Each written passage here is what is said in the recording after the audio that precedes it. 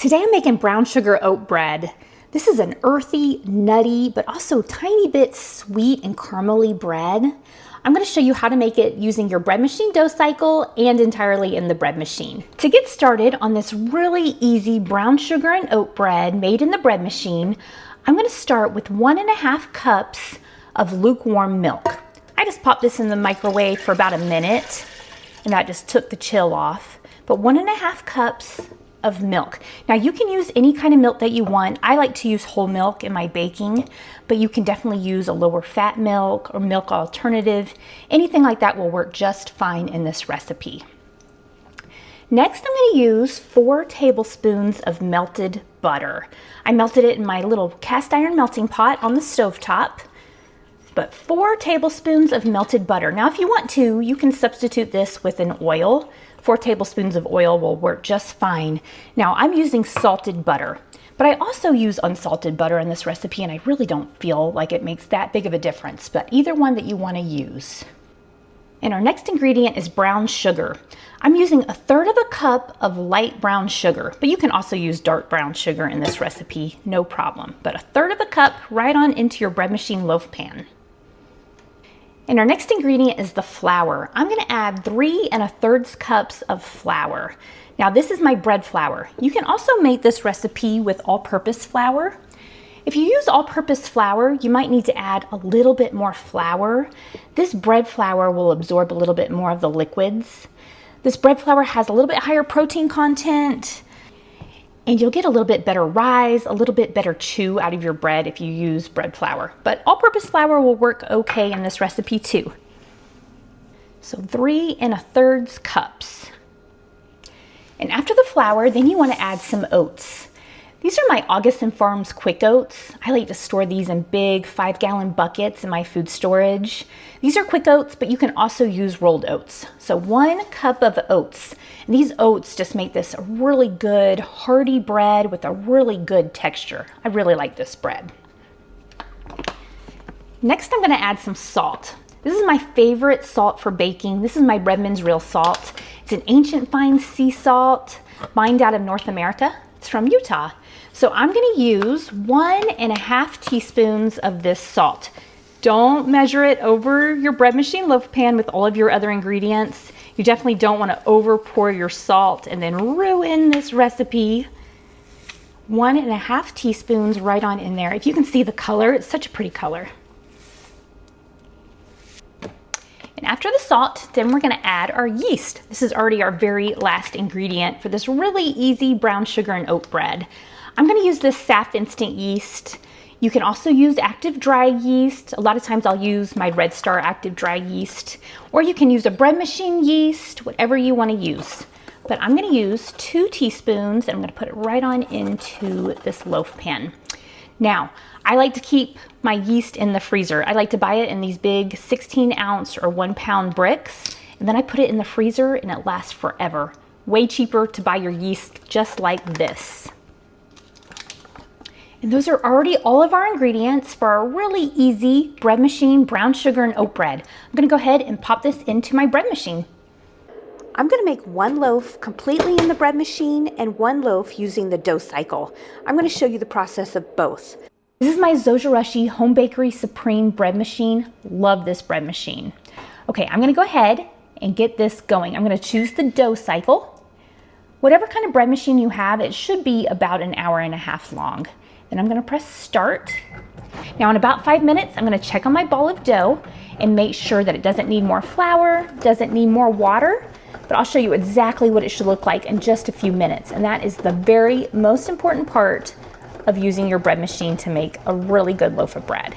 It's been about 5 minutes and it's time to check on my ball of dough. Oh, this is looking really good. Now what I'm looking for is if the dough is sticking to the sides, to the bottom, and to the paddles, then I would know that it's too sticky and it's too wet. and I would add about 1/8 of a cup more flour, give it a couple minutes to mix up and knead, and then see if I need any more. That's really common to do.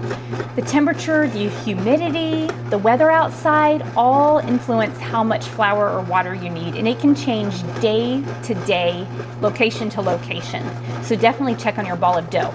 Now this one's also looking like it's coming together into a nice smooth ball of dough. It'll get smoother and smoother the longer it needs. But if it was looking really crumbly, then I would know that it's a little bit too dry, and I'd want to add about a tablespoon of water at a time. Give it a few minutes because it's going to look funny after you add some more liquids. Give it a few more minutes, let it knead up, and then check it again, and it should look nice and smooth like this one is becoming. So this is looking great. You can see all those oats in there. Oh, this is going to be such a delicious loaf of homemade bread. All right, now that I know that my dough is looking good, I'm going to go ahead and shut the door and let it continue kneading. And if you're using the dough cycle, then in about 1.5 hours, it's going to be time to press out and shape into a loaf. If you're using your bread machine to totally make this loaf of bread, then this should be ready in just a few hours. Here is the dough to my brown sugar and oat bread. It's been 1.5 hours, the dough cycle is complete. Look how well this dough rose. Doesn't that look amazing? Okay, it's time to go ahead and turn it out from this bread machine loaf pan. And I'm gonna go ahead and just press it out. Press it out really well, get all those little air bubbles out of it. And I like to make it about as wide as my loaf pan is long. This is one of my beloved cast iron loaf pans. I love my cast iron loaf pans. This is an 8.5 by 4.5 inch loaf pan. Now, I usually pour about a tablespoon of olive oil into my loaf pan, rub it all around. Today I had my coconut oil out, so I used a little bit of coconut oil, but you definitely want to grease it up really well, and then your bread won't stick at all. I love the cast iron. Doesn't have any of those chemicals or coatings or anything to get into our foods, so they're a good, healthy bread pan to use. Okay, now I'm just going to go ahead and roll this up into a loaf. So I like to do the head down, shoulders in method. So I just pull the head down, I pull the shoulders in, and then just press that out really well. And now I'm just going to continue to roll this into a nice tight loaf. You'll get really good surface tension that way. You won't have any holes or anything like that in the middle of your bread. Now I like to just flip it over, pinch those seams together, pinch the ends together. Here we go. That'll keep it from bursting while it bakes. And then just pat it out. Oh, this dough feels so good. This is going to make some really good bread. Okay, after that, just flip it over. Just kind of shape it how you want it. Now it's time to just put it into the loaf pan. And there we go. Now I'm going to let this rise in the loaf pan on the countertop just like this. You can cover it with some saran wrap if you want to, but I'm going to let this rise probably for about 30 minutes. Now it totally depends on the temperature in your home, the elevation, lots of things determine how long your bread is going to take to rise. But I'm looking for it just to peek up over the edge of this loaf pan, and then I want to throw it into the oven. In just a little bit, I'm going to go ahead and get my oven preheated to 350 degrees so that when this is at the right height, I can just throw it on in there. So I will show you exactly what this should look like when it's time to throw it into the oven to bake. My dough has been rising in the loaf pan for about 30 minutes. This is looking great. I'm going to go ahead and throw this into the oven. It's preheated to 350 degrees, and I'm going to let this loaf bake for 30 minutes.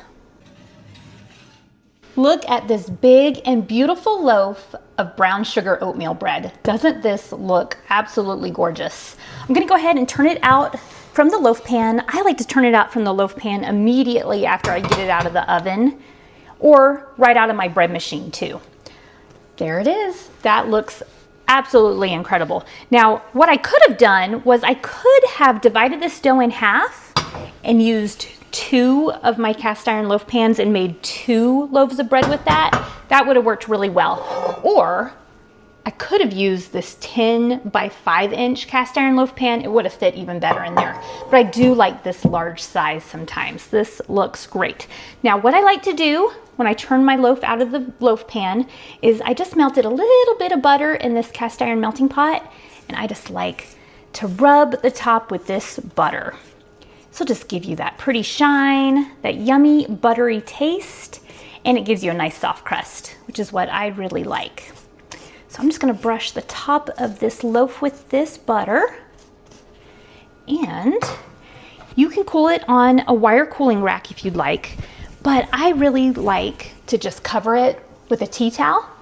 Let that warmth and condensation give me an even softer crust. So I'm gonna let this cool off just for a little bit. I do like eating nice, warm, homemade bread, but if you let your bread cool a little bit, at least before you cut into it, you're gonna get a better texture, a better crumb, better crumble out of your bread. So I'm gonna let this cool just for a little bit, and then we'll slice into it. All right, I've let our brown sugar oat bread cool just for a bit. It's still a little bit warm, and it is gonna be fantastic that way. So let's go ahead and cut into this. It's almost too pretty to slice into, isn't it? It's a beautiful golden color. You can see those oats baked right in. Oh, look at that. This looks really good. Now, like I said, if you let yours cool all the way, you're gonna get an even better texture from your bread, but I have to get into this while it's warm because I've got to eat a slice of this bread. Oh, looks really, really good. Okay, let's see. Oh, look at that. Soft, fluffy. Oh, and you can see the oats in it. Okay, I'm gonna take a little bite.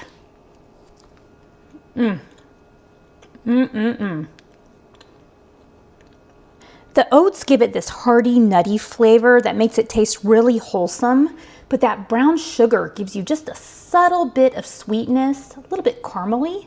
Oh, it is really, really good. Now I just showed you how it turns out using the bread machine dough cycle and baking it in the oven. Now I also made another loaf totally in my bread machine, and I do the exact same thing. I put all the ingredients into my bread machine in the same order. I check on my ball of dough, and then I just choose a basic white cycle, and I let the bread machine do all the work. I just wanted to show you how it turns out a little bit differently. This recipe turns out great both ways. So I made a loaf of this bread using the exact same recipe entirely in my bread machine and using the bread machine dough cycle and baked in the oven. You can see the difference between these two slices. These are both 2-pound recipes, so the exact same recipe, the exact same amount of ingredients. And you can see that they turn out a little bit different. The texture is a little bit different. This one's a lot softer, and this one has a little bit harder of a crust. They're both really good. It just depends on how you like your bread better. I always prefer my bread baked in the oven over the bread machine, but when I have a busy day, I bake it in the bread machine and I love it. One of the very most common questions that I get is, how do I like to store my bread to keep it fresh? Well, I like storing my bread in beeswax bread bags. On my website, robinonthefarm.com, you can find these handmade beeswax bread bags that my daughters and I make together.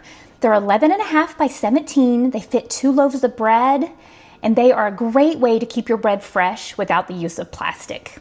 Also on my website, you can find the printable recipe for this brown sugar and oat bread. I'll leave you the recipe for a 1-pound loaf, a 1.5-pound loaf, and a 2-pound loaf. And I'll also leave you the recipe in grams. Thanks so much for being here with me on Robin on the Farm. Make this bread. Let me know what you think about it. I'll see y'all next time. Robin's in the kitchen, dough beneath her hands, wheat from the fields and eggs from her land. Sunlight through the window, a warm golden glow. She's working hard to make that dough with flour